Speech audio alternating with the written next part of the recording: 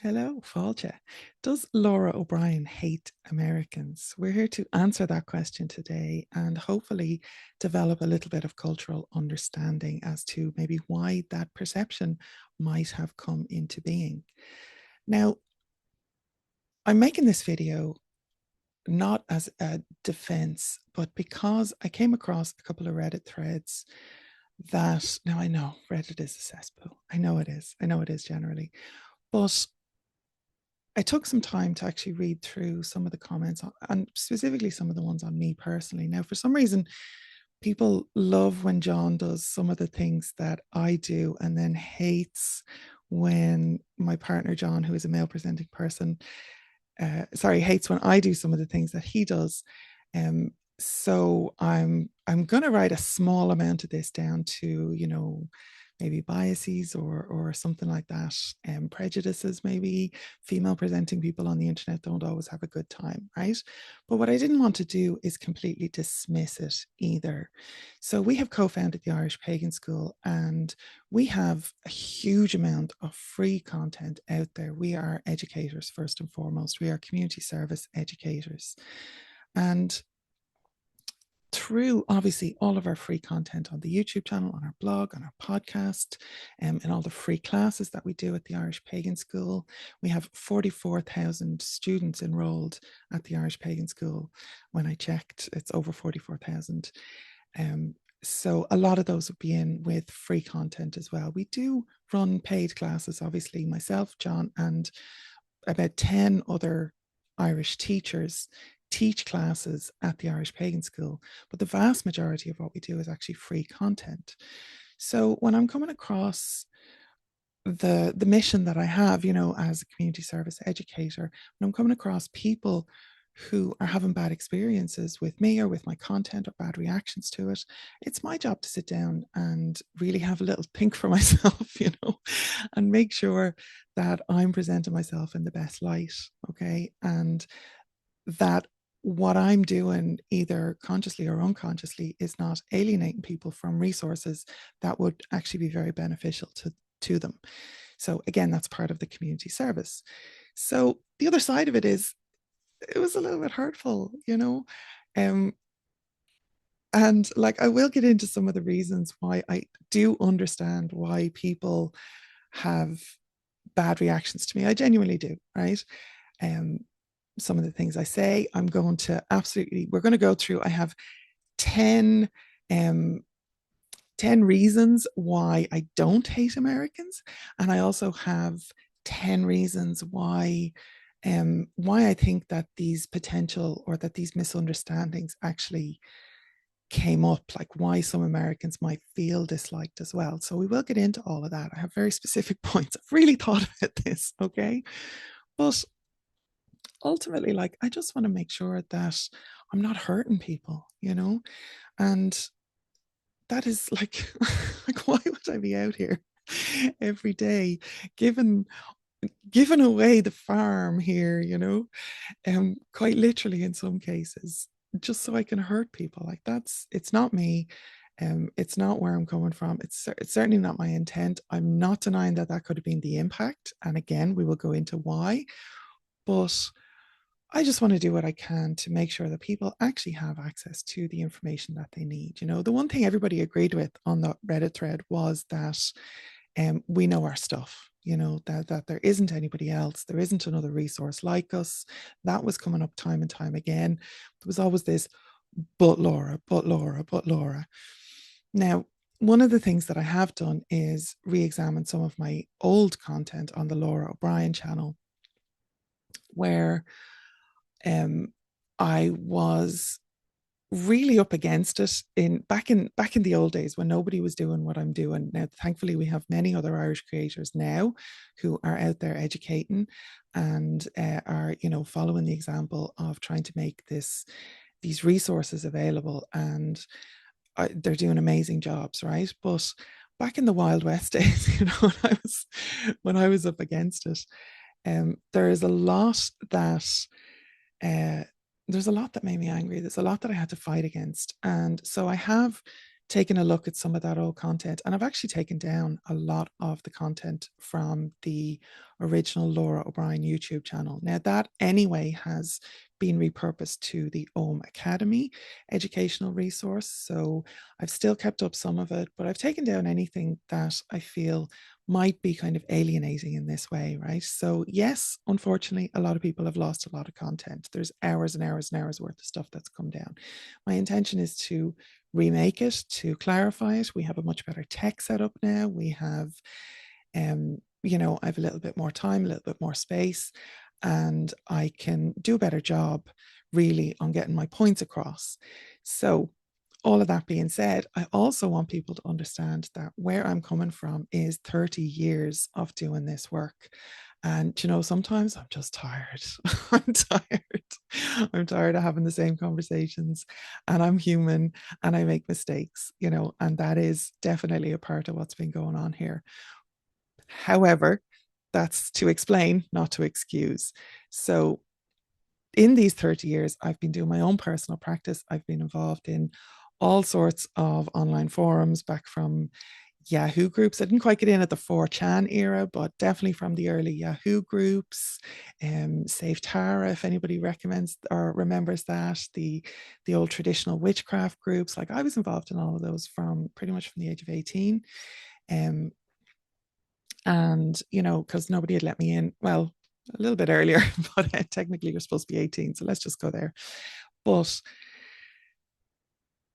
between that and then my actual professional experience as a tour guide, as a heritage manager, I've been dealing with people every single day, every day for about 30 years, who come from North America, who have got Irish heritage, have got an interest in Celtic paganism, in spirituality, are neo-pagan, all of these. So I've been dealing with these literally on a daily basis. And, like, my experience of that is obviously going to be different from how you know your fellow Americans. So please just, bear that in mind as well, okay? So what we're going to do is start with the positive, I suppose, and really go for those 10 reasons why I do not hate Americans, just so that you actually understand, again, a little bit more of where I'm coming from. So we have a global audience of those, just of the 44,000 students enrolled at the Irish Pagan School. About 80% of those are Americans. And, from what I can see on YouTube and Google Analytics and that kind of thing, we get a vast number of people consuming our free content who are from America. It's definitely up around the 80%. And this global audience really has so many diverse perspectives. Like, America is not just a homogenous blob, right? The perspectives, the contributions, that this 80% of our audience bring to our discussions on Irish culture, Irish spirituality, Irish history is valuable, because there's diaspora out there, there's other people's perspectives. And that's always going to be, like, every day's a school day for me too. So I have been learning consistently for the last 30 years from this global audience. And, that brings us to point 2, which is a cultural exchange. So I really appreciate the cultural exchange that occurs when Americans seek to learn about and respect Irish traditions and Irish heritage. And this mutual exchange really fosters understanding and appreciation between our cultures. And I mean, we're flying over in November to Courtney Weber Hoover has put on an event in the Pacific Northwest, which is a Morrigan immersion, a long weekend, basically. And, is flying myself and John in. There is another presenter besides Courtney, who is Carla Gaskin's Nathan, or Yawo, who is very much not from our tradition, is studying in priesthood in her own very specific tradition, which is of an African descent. And like all of this is really, really important to me. Like events like this and networking like this for cultural exchange is really valuable to me. And then we have our supportive community. So, like many of my American followers are deeply supportive of my work and deeply appreciative. And we do get emails every single day with thanks. You know, I'm not just trolling Reddit for some kind of like self-flagellation, you know. There are lovely, lovely emails. And if you sent me one of those emails, you have you have really made my day on, you know, on so many different occasions, and I really appreciate it. So having that supportive uh, community who contributes positively to the online communities, participate in the courses, and help spread the awareness of Irish heritage, of authentic Irish heritage, and resources and connection is so, so valuable. And then there are shared spiritual interests. So, me and many of my American students, we would share common spiritual interests, of course, and particularly in areas such as paganism or magic or, you know, meditation, journeying, all of these things that I teach about, I'm also extremely passionate about. So I love to have this kind of exchange with a lot of peers as well who are more proficient in some areas. Like, you know, while I might be an expert on Irish paganism, they would be an expert in their own traditions or their own experiences. And having those shared spiritual interests and those shared experiences is gorgeous. It's really, really gorgeous. And then there is my my education mission. I am not doing this for the good of my health. I really am not. And like I said, we do a vast more amount of free than anything we ever get paid for. There are hours and hours and hours and hours and hours.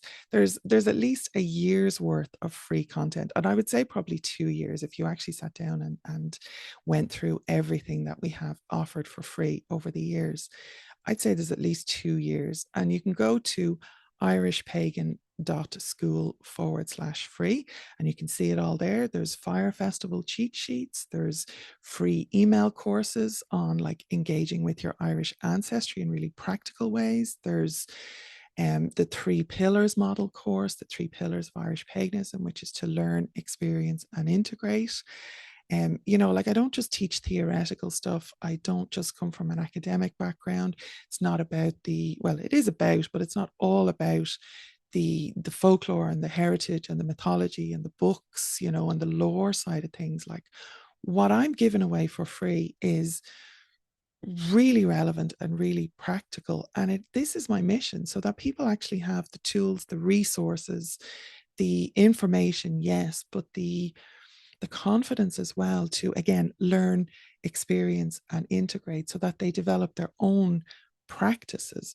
There is no one true way to do Irish paganism. And my educational mission is to educate people worldwide about authentic Irish traditions, my heritage, anybody who has shared heritage, you know, all of those things. And like the enthusiasm that Americans have for learning and like the commitment that they have to Irish culture is absolute music to my ears. You've no idea. Like, well, a lot of you clearly don't have any idea how much I value that side of things as well.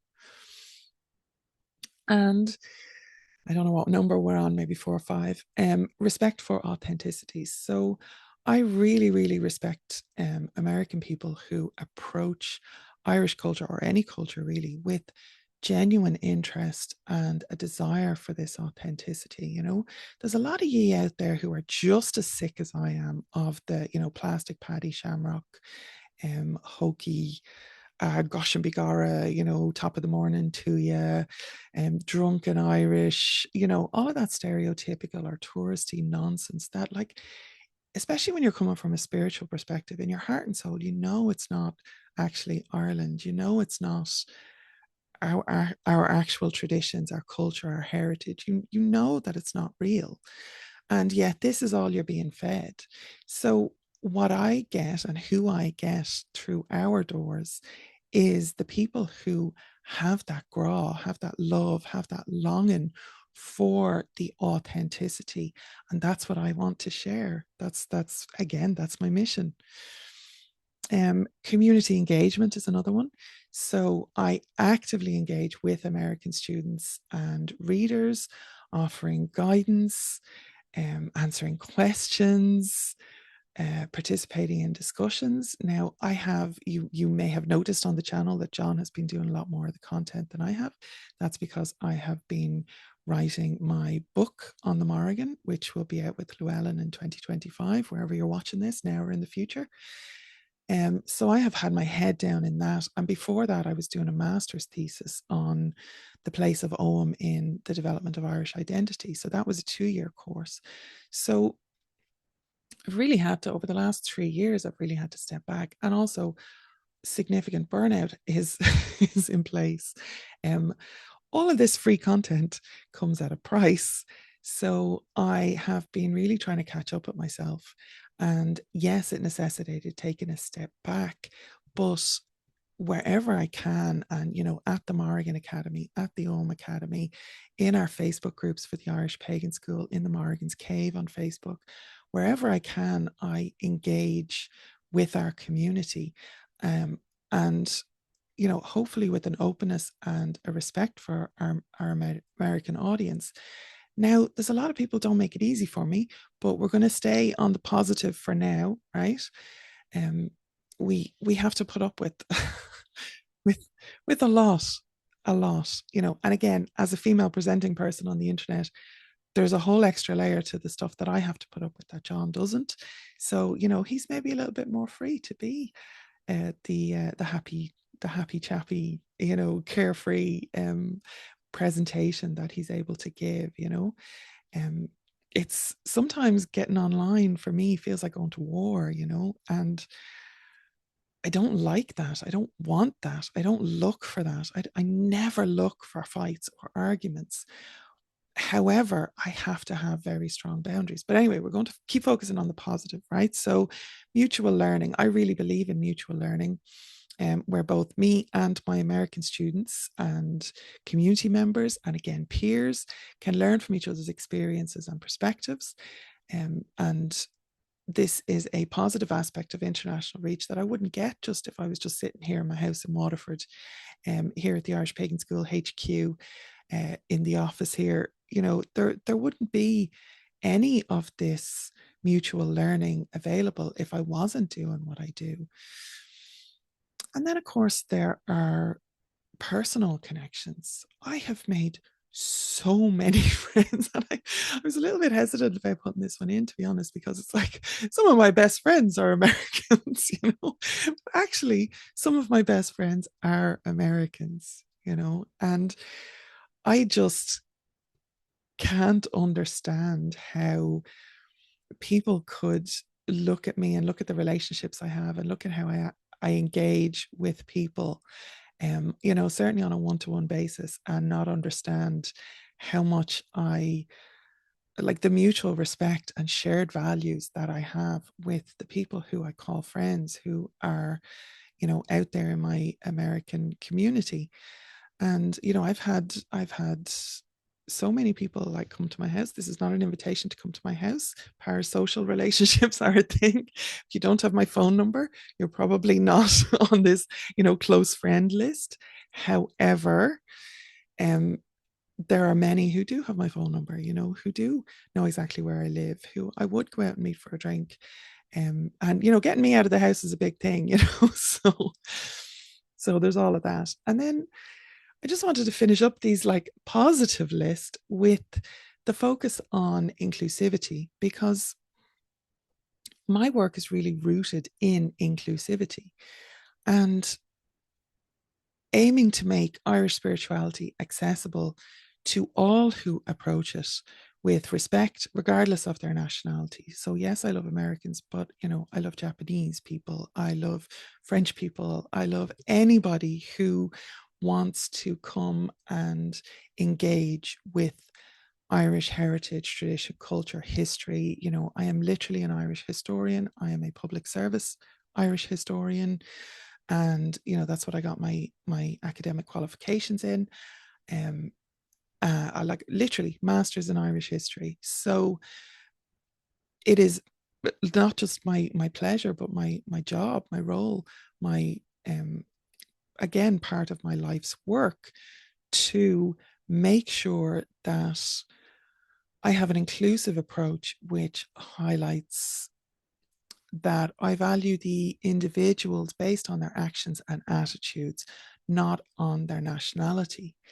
Now, for anybody who's familiar with inclusivity and exclusivity, you will understand that there is a paradox of inclusivity, where to make sure that you're creating safe spaces for everybody who is, again, engaging respectfully and who wants to approach this with an open mind and an open heart. Uh, Unfortunately, that means that we have to exclude some people to make sure that everybody inside stays safe. For example, if we have a white nationalist, and I'm trying to be inclusive to everybody, if I'm inclusive to somebody who, has a KKK heritage, then I am automatically excluding a lot of people who, I don't want to exclude, people who would not be safe in a group or in a community where those people are allowed to be included. So every online space, every community, every group has to have boundaries, has to have rules of engagement, has to have an understanding that to keep everybody safe and to keep everybody included, there are some people who don't get access to that. And I suppose in a lesser way then, where that kind of comes across with the Irish paganism specifically, is when people are coming in and they're absolutely taking a crap on our culture. They're giving out wrong information. It's like some people come in and it's like they have like a photocopy of a photocopy of a photocopy of a photocopy, and it's this faded, grainy nonsense that isn't even intelligible most of the time. And usually, that they would claim to be some descendant of some high king, so that they have every right to do what they want with their heritage. This is the kind of nonsense that we come across, and sometimes those people have to be excluded so that everybody else has access to safe and correct information. And that kind of pollution really can spread quite quickly within groups. And all you have to do is type in Celtic pagan group on Facebook and look at some of the absolute nonsense that's coming up in them. So like when we started setting up Facebook groups, we made sure that that the inclusivity was a thing, but that has to happen by excluding some people, unfortunately. Now, I just want to know, in your own experiences, have you ever felt this way? Do you connect with Irish culture? Did any of those 10 points resonate with you? Was there stuff that did you have an aha moment? Make sure that you comment below. I would love to engage with people in the video comments, or send us a note if you're listening to it in the podcast. And, make sure that the feedback that I'm getting is going to be accurate to the content that you've just engaged with, not something that you saw, in passing 10 years ago that I had posted online, right? So now we are going to just take a little bit of time and address potential misunderstandings. So misunderstandings can definitely happen. And like I said, I really sat with a lot of what I was reading on the Reddit threads. And yes, I read through all of them. And some of you are absolute horrible shites. And some of you are lovely and just hurt and feeling excluded. And I can tell the difference. I can see the difference. And it's for those people who I have unwittingly hurt. That's who I'm making these videos for. So I wanted to make sure that I try and address those misconceptions and give you some reasons or some explanations. And again, not excuses, but reasons or explanations why some Americans might feel like I dislike them.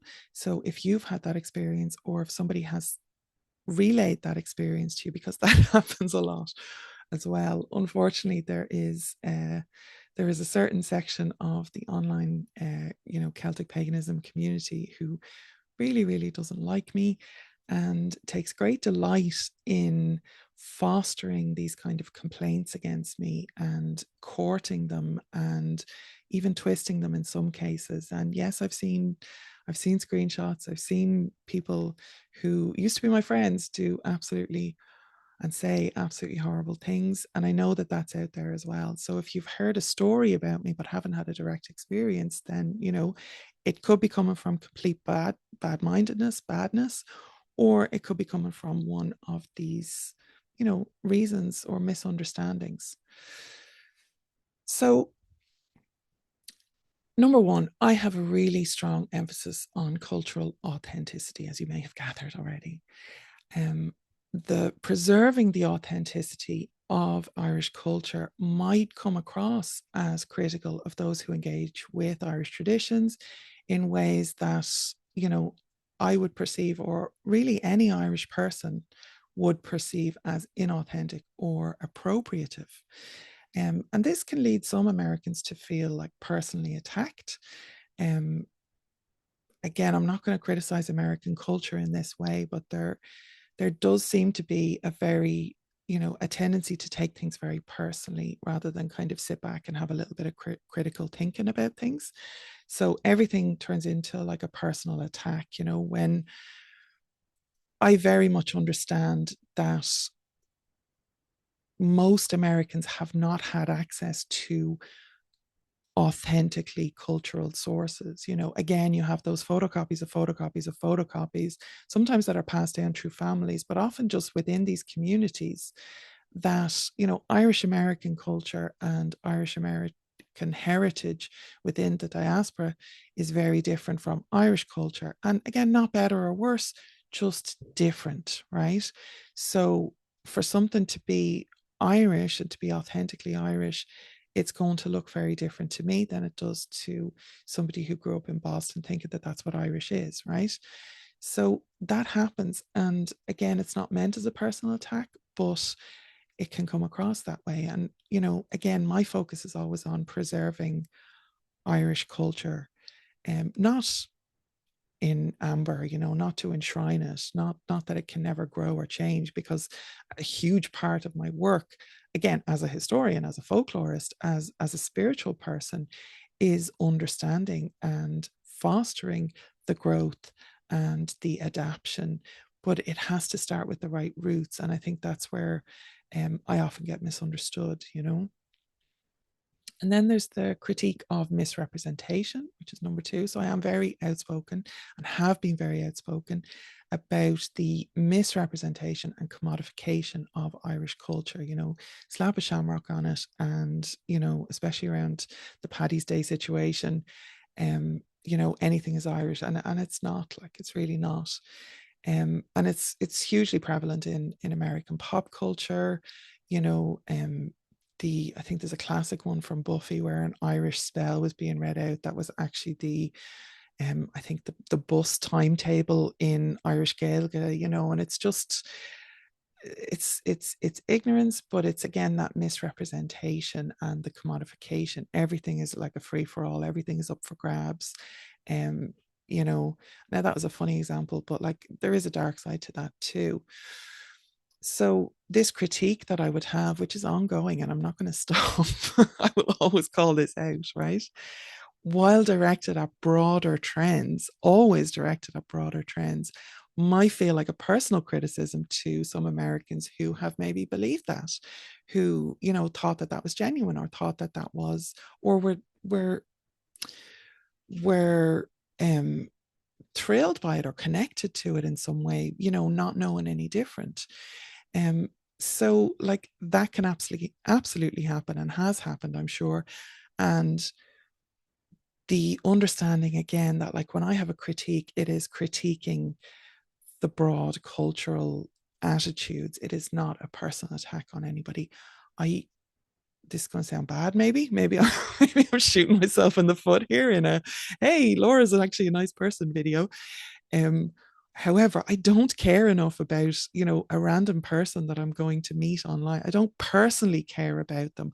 My goal, my mission is that big picture. So I'm not going to be coming for anybody. I do not have the time. I do not have the energy.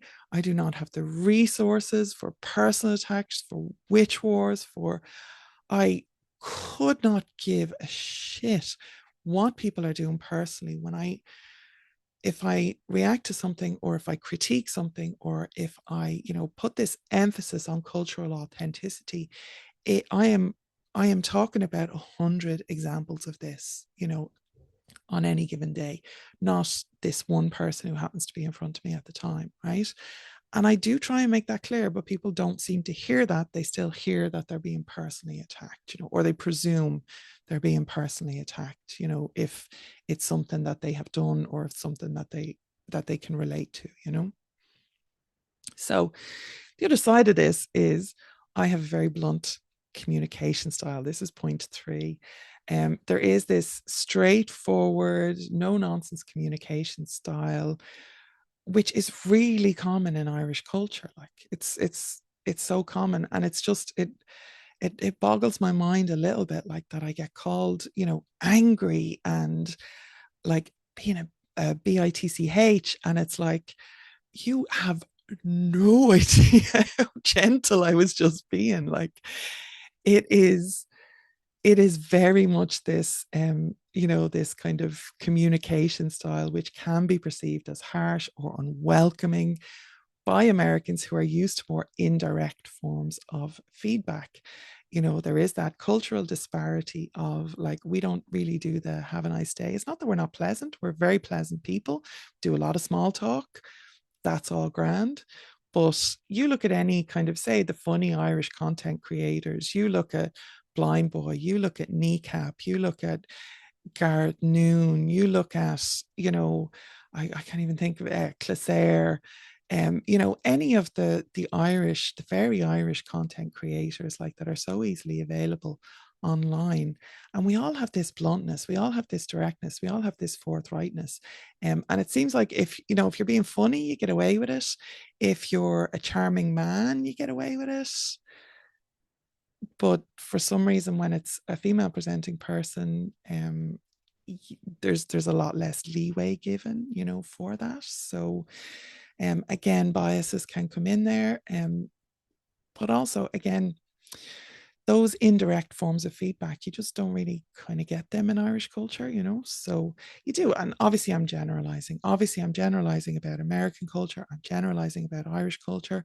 I am very aware that I do not speak for all Irish people. I am very aware that, Americans that I meet are not representative of all American people. But the the reactions that I have to have, or the feedback that I have to give, the corrections that I have to make, I have come across them enough times. It's like the not all men situation. I've come across them enough times that it warrants a response. I'm not just out there looking for, individuals to attack, right? It's way more than you think it is. So differences in cultural sensibilities, I suppose, is part of that as well. But Americans might misinterpret my candidness, my forthrightness, my humor, even in some cases, which often includes this kind of wry, self-depreciating tone, or, a little bit sharp, like that kind of dry, sharp wit. Now, my mother can often misinterpret my humor.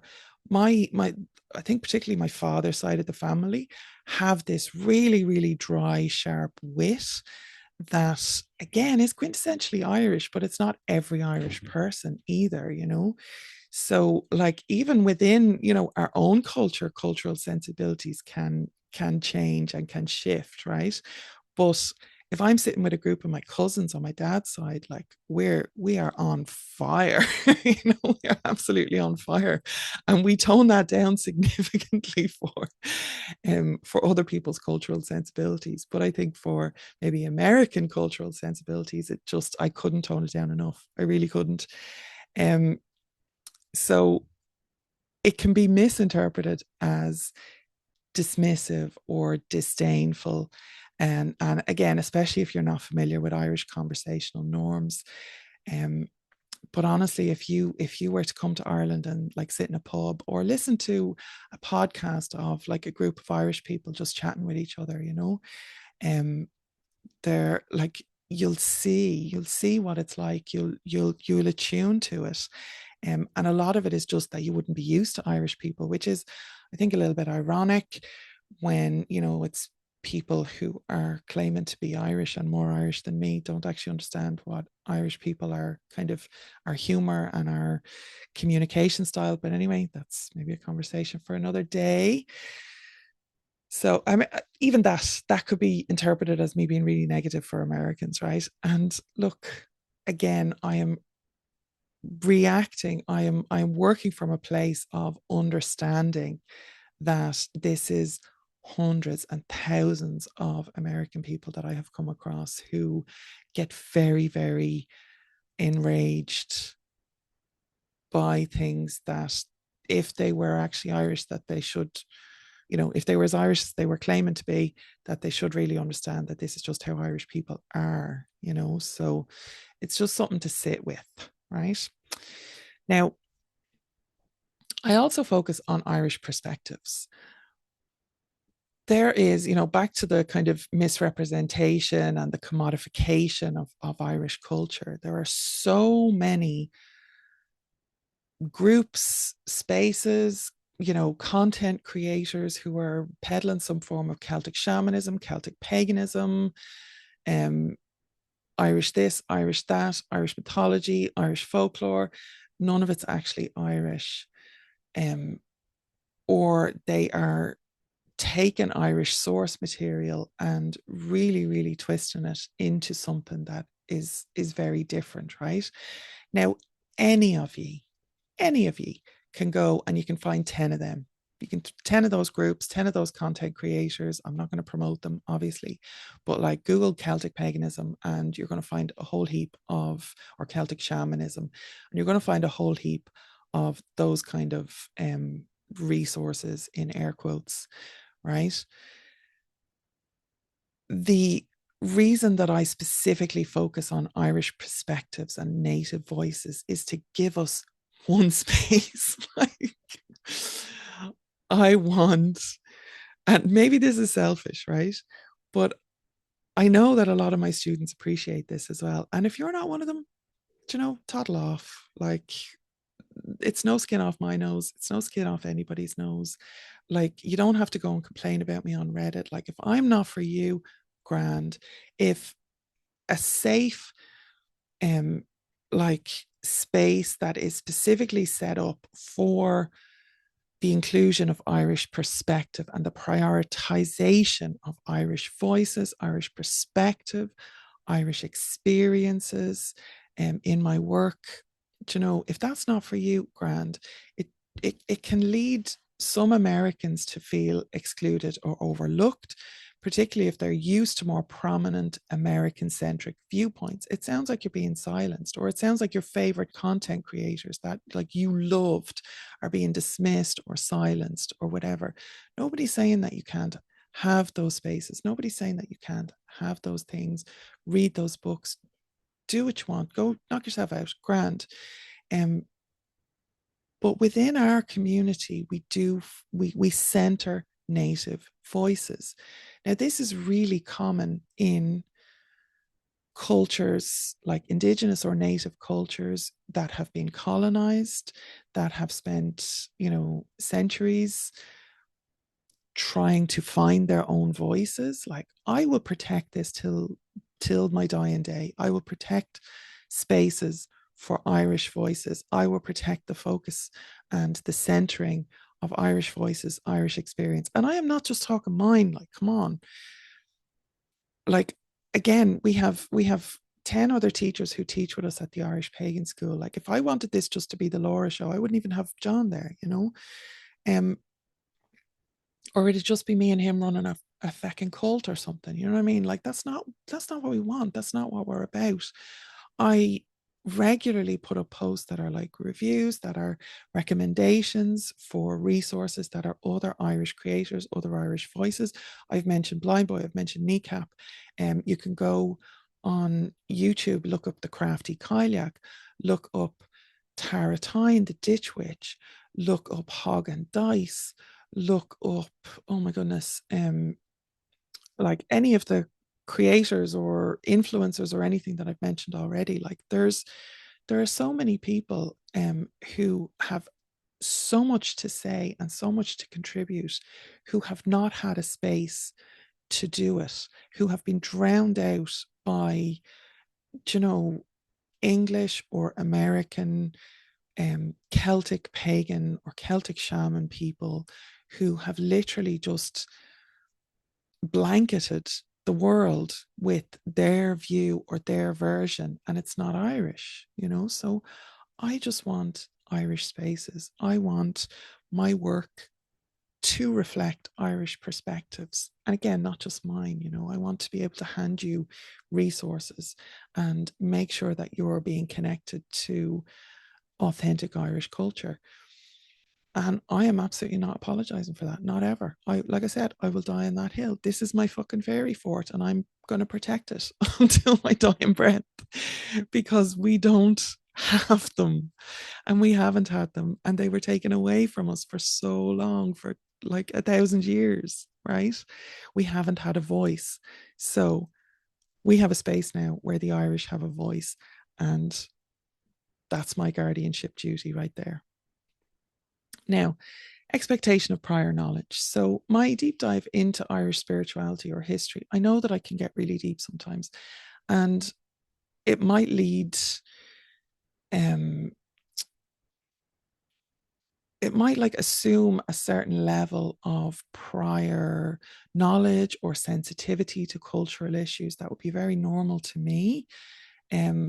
But you know, and I do try and approach things with a beginner's mind. That's actually a big part of my teaching, and my own self-knowledge and self-development, is to try and look at things from that perspective. But like, I don't know what I don't know. So like, if I'm talking about something that is common knowledge in Ireland, I don't always realize that it's not common knowledge in America, or it's not common practice in America, or it's not the norm in American culture, where very much would be in Irish culture, right?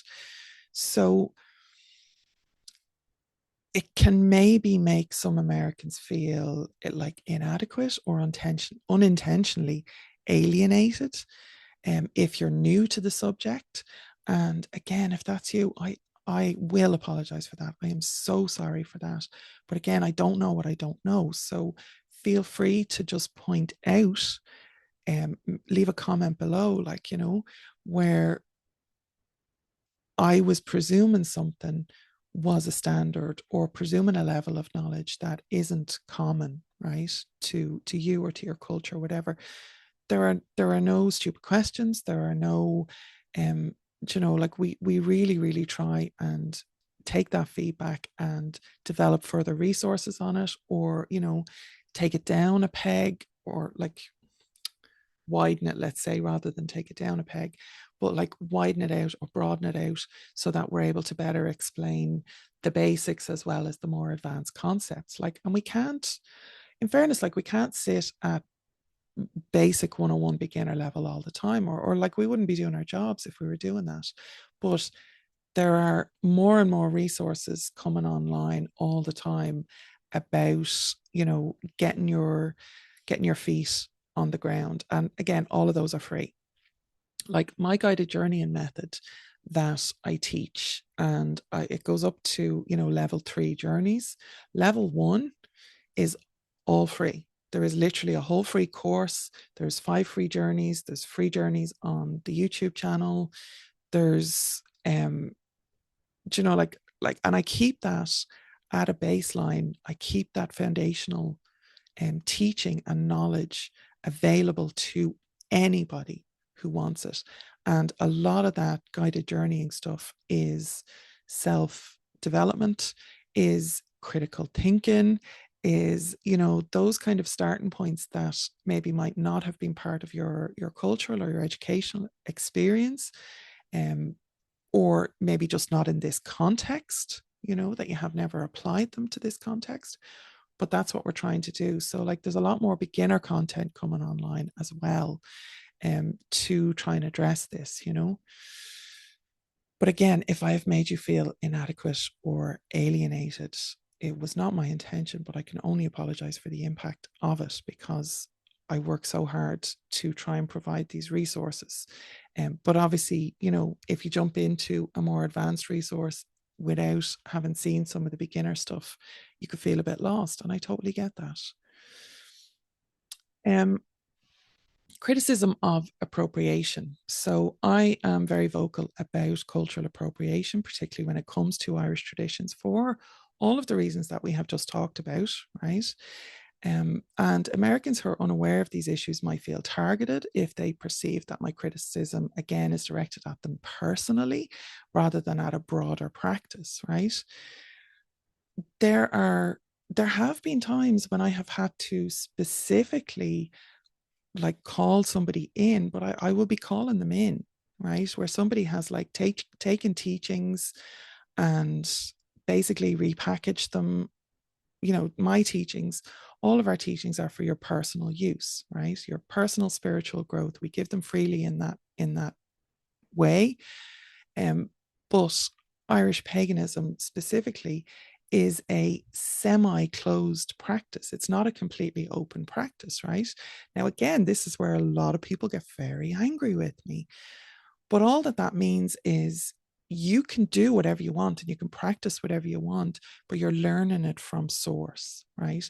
And again, it stops that degradation as we move out further and further from source, because the the cultural experience and the historical context for all of this is actually really, really important to our spirituality, to our paganism.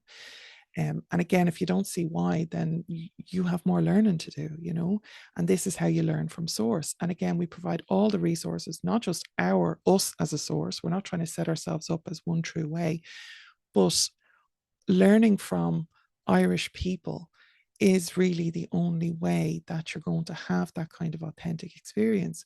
But then if you take that learning and repackage it, and as a person outside Ireland are going to try and teach that, you know, however way you're spinning it in your mind, you're still taking it away from source, you know. You're still taking work that somebody has done and given you either freely, or even if you've paid for it, like for your own personal development, right? You're still taking that work and stealing it, you know, changing it, um, using it for your own commodification, you know, and usually or potentially at least misrepresenting it because there's stuff that you just haven't understood yet, right?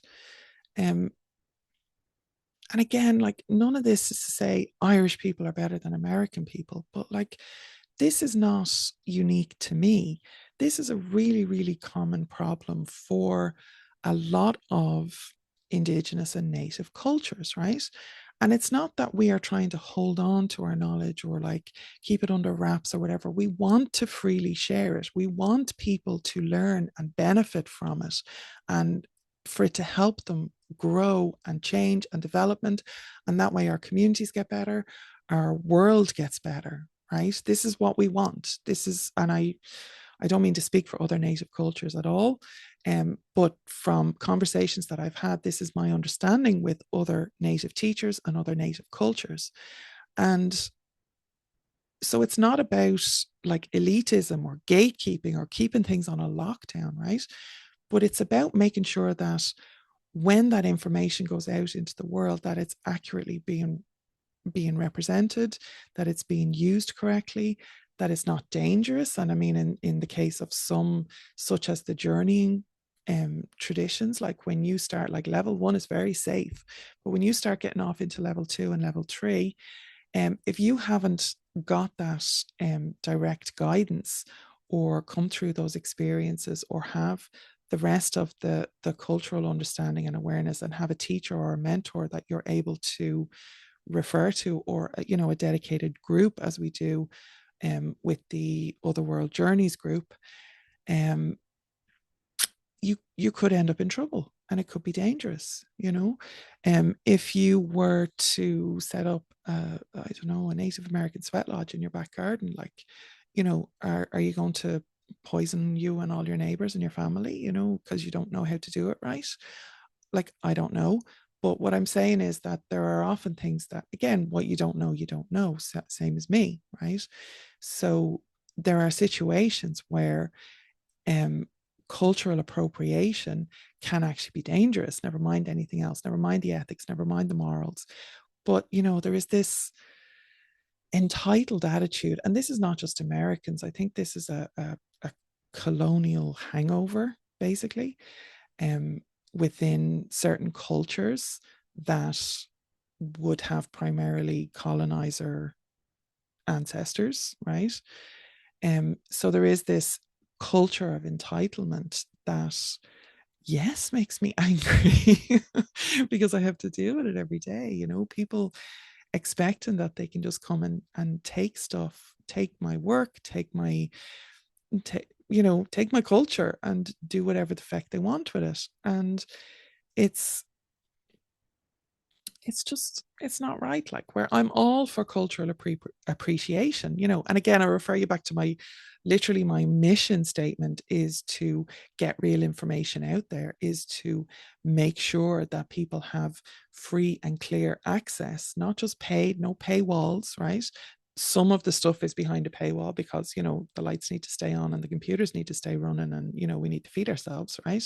So some of the stuff is paid, yes, but again, we are primarily a community service education group and organization, and we are trying to help. That is what we do. That is our mission statement. We are trying to help you authentically connect to Ireland, right? So almost finished now. Three more. The historical context. So I did mention this, so I'll just be brief. Some Americans might be unaware of the historical and cultural tensions between Ireland and the broader Anglo-American world. And again, if you weren't taught this in school, and this goes for English people as well, if you weren't taught this in school, how would you know, right?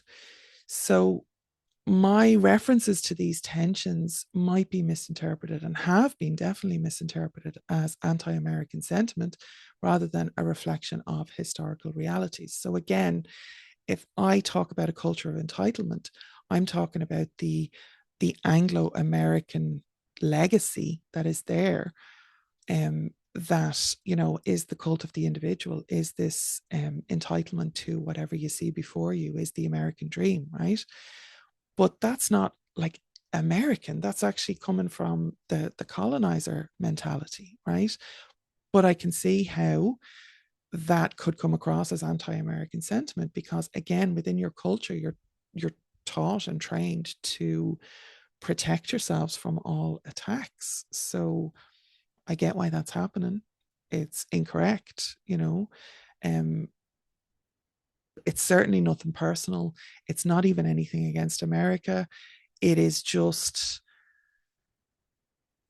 the way certain aspects of your culture engage and trigger certain aspects of my culture within that historical context, which again, as an Irish historian, I'm very aware of.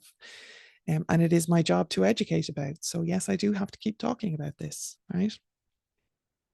So perception of elitism. This is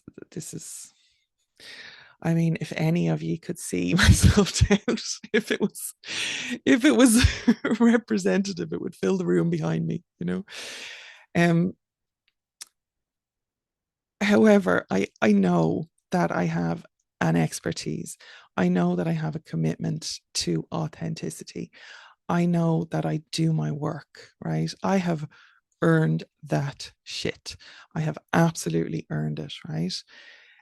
However, that might be perceived as elitist or exclusionary. Not everybody can afford to go to college.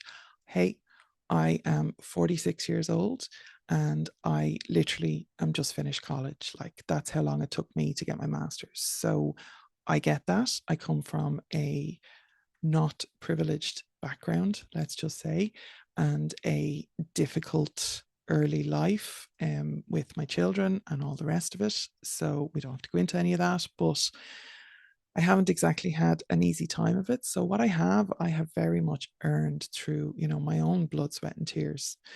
And unfortunately, some people could look at that and make presumptions, and it could be seen as elitist, it could be seen as exclusionary.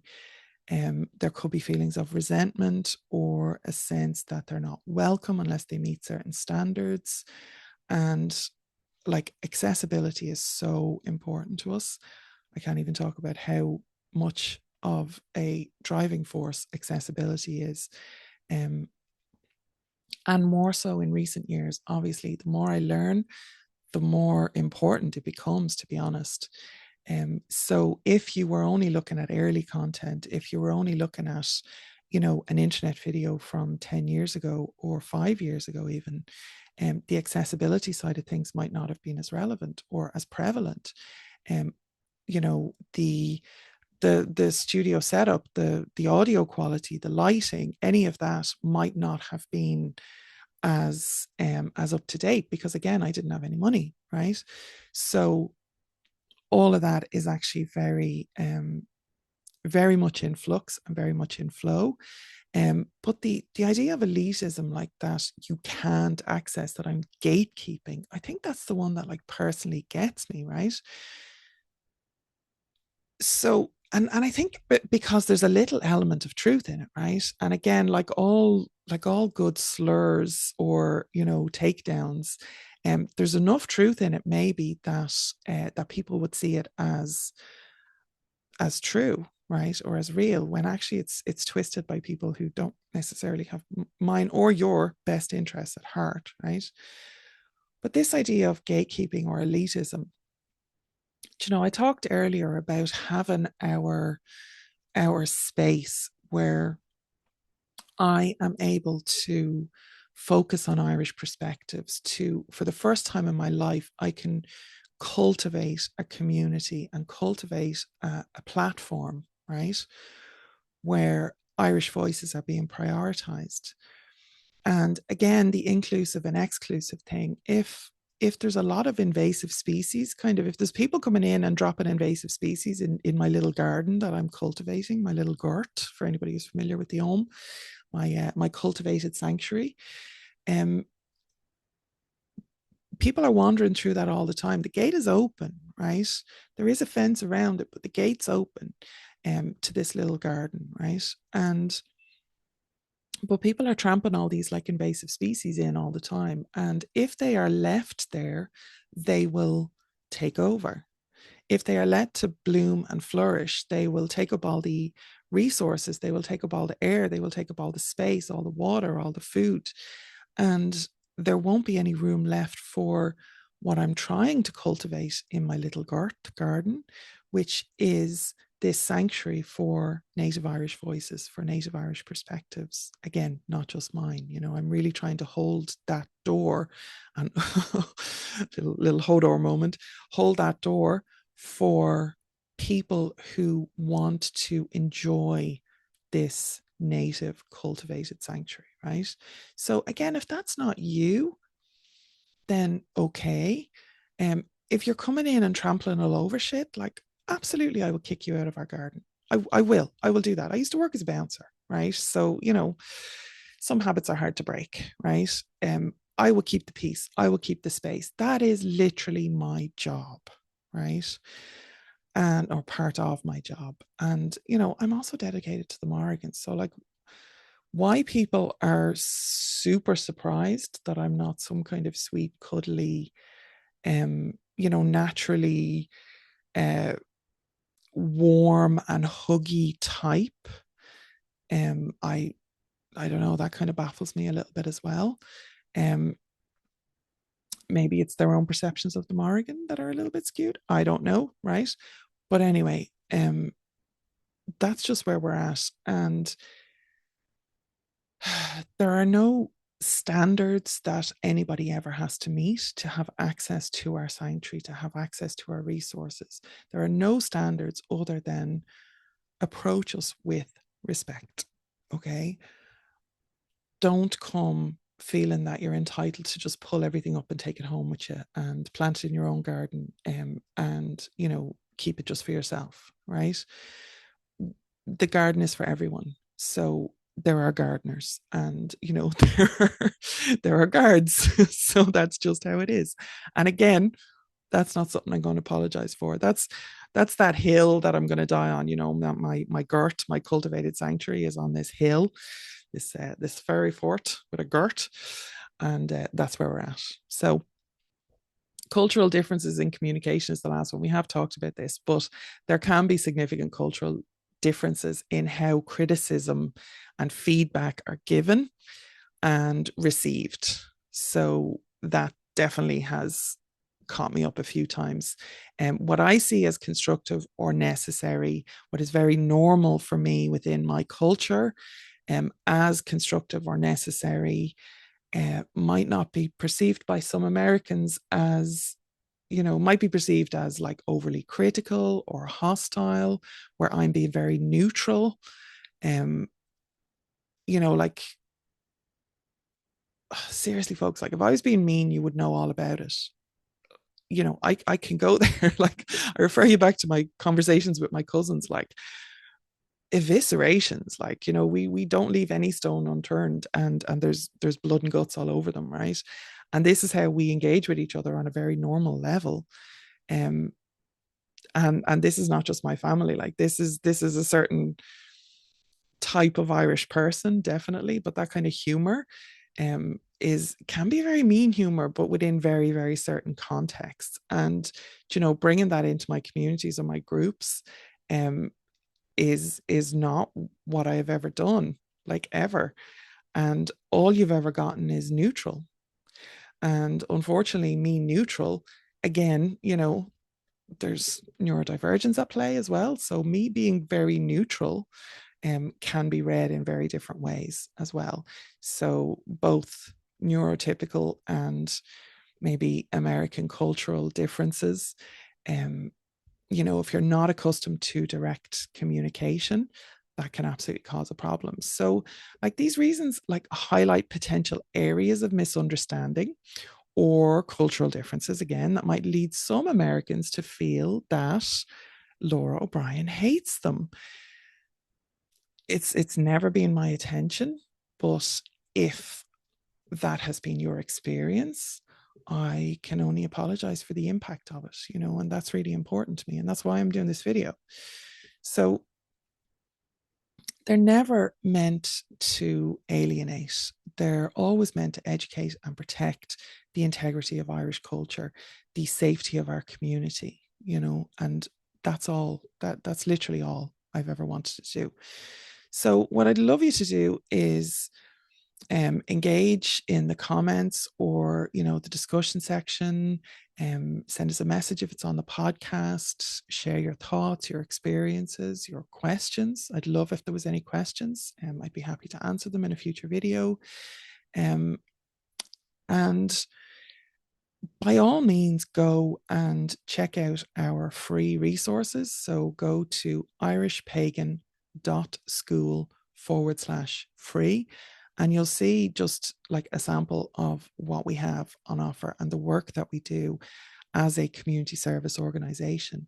And you'll see our mission. You'll see it. You'll see it in every keystroke. You'll see it hopefully in every inflection of my voice if I'm teaching you, in every word that I've written. That's all really, really important. And like the community and the mutual respect that we have for each other, it's about us learning and growing together. So again, if you had a bad experience with me, if it's something that I have specifically wronged you on, I apologize for. If it's something maybe that you have misinterpreted, that I wasn't actually at fault based on the information that you now have, okay. Maybe I deserve an apology if you've been badmouthing me all over the internet. I don't know.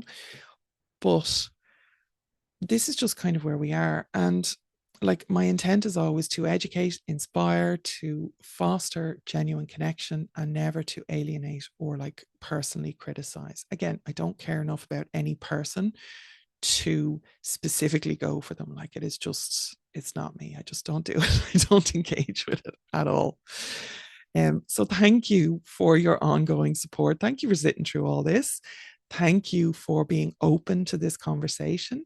Um, I know that I had a very difficult time sitting and listening to the critique and the feedback that was on those threads. Um, and I totally get, like, if this is difficult for you to listen to, if any of my content is difficult for you to listen to, I really do understand. And for whatever I can apologize for, I've apologized for, but there's a certain amount that I have no apologies to make. You know, it is just how it is and who it is and where we're at. And I will keep doing the work that's in front of me. And if you're interested, then please keep engaging with us. If you're not, if you've got sat through this whole video and you still think I'm a walk and see you next Tuesday, then no harm, no foul. See you later. Feck off. Like, you know, you don't have to get on Reddit and tell people what a person I am, you know. Um, you could just like decide to, you know, do your own thing. But it is interesting that like a lot of the people who were really being very vitriolic to me were also obviously, you know, benefiting from our content and our expertise and our education freely given. So that might be something to think about as well. You know, is there a reciprocity that needs to be balanced there as well? You know, even if it's just, if you don't have something nice to say, don't say anything at all. Maybe that's an Irish cultural thing, but I don't think so. Okay, so I don't know if I've done myself more harm or good than this, but I feel like I have cleared the air somewhat. And if you are still interested, please comment below. Even give me a like or a thumbs up just to let me know that I'm not just talking into the void here. And again, thanks for your time. I really do appreciate your willingness to hear me. So, Slán.